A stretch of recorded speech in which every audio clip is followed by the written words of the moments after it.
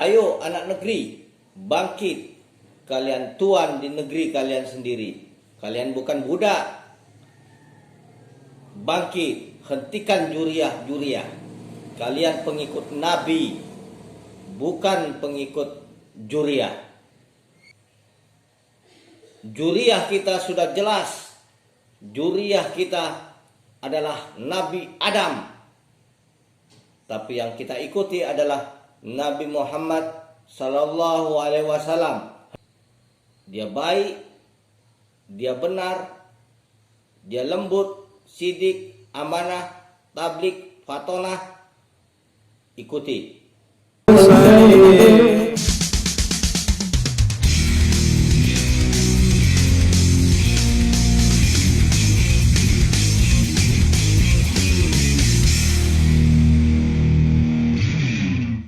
Saya nonton video Bahar Smith yang dicium kakinya oleh para santri-santrinya, sebenarnya pengen ketawa.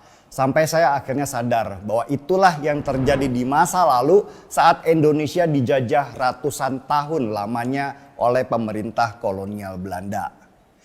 Dalam catatan sejarah, pada masa pemerintahan kolonial Belanda, mereka membagi kelas untuk beragam penduduk Indonesia di masa itu. Dan itu tertuang di Undang-Undang Kolonial Belanda tahun 1884. Ada 3 kasta atau pemisahan status sosial dalam undang-undang itu. Kasta pertama dan tertinggi sudah pasti dipegang oleh orang Eropa sendiri atau khususnya Belanda sebagai penjajah. Sedangkan kasta kedua atau paling tengah adalah ras India, Arab, dan Tionghoa sebagai kelas pedagang. Dan kasta yang paling rendah, ya siapa lagi kalau bukan para penduduk asli Indonesia yang disebut sebagai pribumi atau bahasa asingnya adalah inlander. Inlander ini adalah bahasa ejekan dari penjajah untuk kaum pribumi di Indonesia pada masa penjajahan. Mereka yang disebut inlander ini harus menerima takdirnya hanya dipekerjakan sebagai budak yang kadang dibayar, kadang enggak. Mirip sekali dengan sistem apartheid dulu di Afrika Selatan.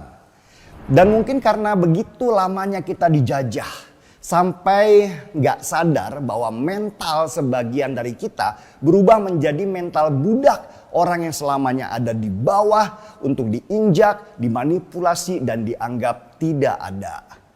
Kalau melihat video bagaimana Bahar Smith begitu angkuhnya duduk dan menerima cium kaki dari para santrinya tanpa sedikit pun usaha dari dia untuk menolak karena risih, maka makin jelaslah bahwa di sebagian masyarakat Indonesia mental terjajah atau mental budak itu masih berbekas. Mental inilah yang menjadikan negara ini sulit keluar dari status negara berkembang. Masih untung kita tidak masuk di kategori negara terbelakang.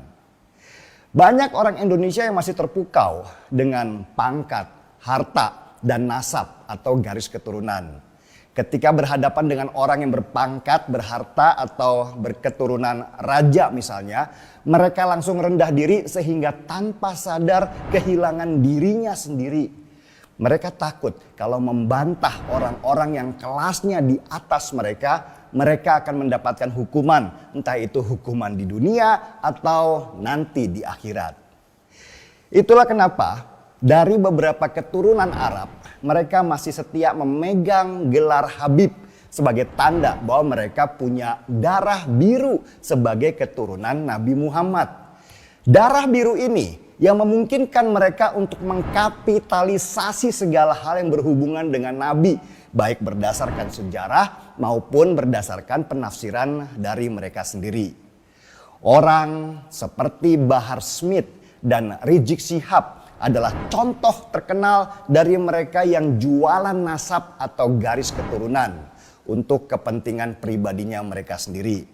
Mereka kaya dari menjual nama Nabi dengan memelihara umat-umat yang bermental budak dengan ancaman bahwa menyakiti cucu Nabi itu sama seperti mereka menyakiti Nabi sendiri. Dengan gelar Habib dan ulama, mereka ini seolah mendapatkan kekuasaan untuk mengubah banyak hal termasuk kekuasaan.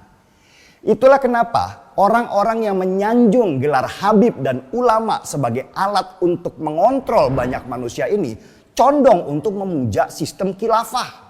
Karena sistem khilafah itu akan memuluskan jalan mereka untuk berada di puncak kekuasaan dan membuat mereka akan semakin kaya secara material. Sistem khilafah itu adalah sistem di mana pemerintahan akan diisi oleh banyak ulama-ulama. Padahal yang namanya ulama, mereka boleh pintar secara ilmu agama, tapi belum tentu cocok untuk ada di sistem pemerintahan. Tapi mau bagaimana lagi? Itulah yang terjadi sekarang ini. Semakin banyak orang yang terjebak untuk memuja gelar seseorang, mereka akan semakin merendahkan dirinya sendiri. Mereka tidak bisa menemukan dirinya dan kebanggaan akan dirinya. Sehingga bahkan hidupnya diserahkan kepada mereka yang bergelar Habib. Di saat cuci otak itu berhasil, maka orang-orang ini menjadi objek yang gampang sekali dikapitalisasi. Rezeki yang mereka dapat dari keringat mereka sendiri, mereka persembahkan dalam bentuk donasi dan sumbangan buat majelis internal. Hanya karena menganggap bahwa ini bagian dari perintah Tuhan. Orang yang bergelar Habib buat mereka ini lebih layak diberikan donasi daripada orang miskin di sekitar.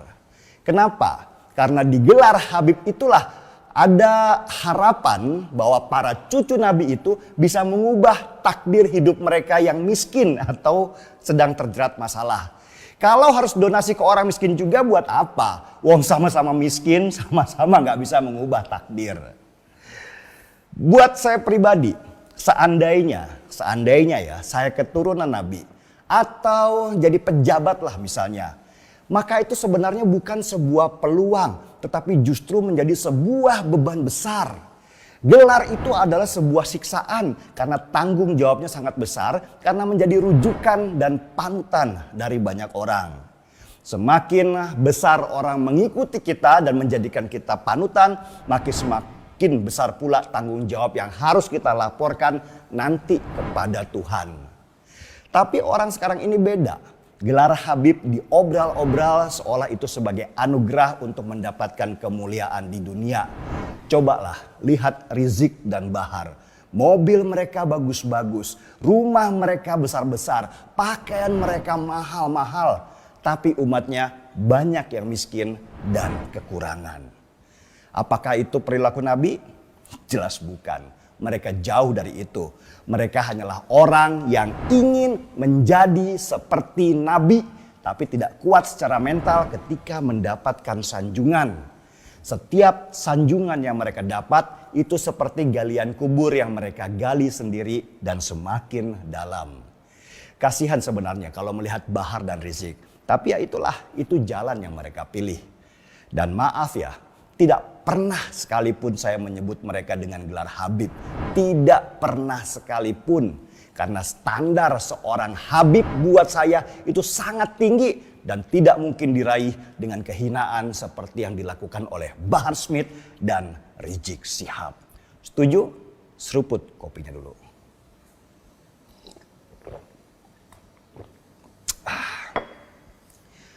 Gaspol.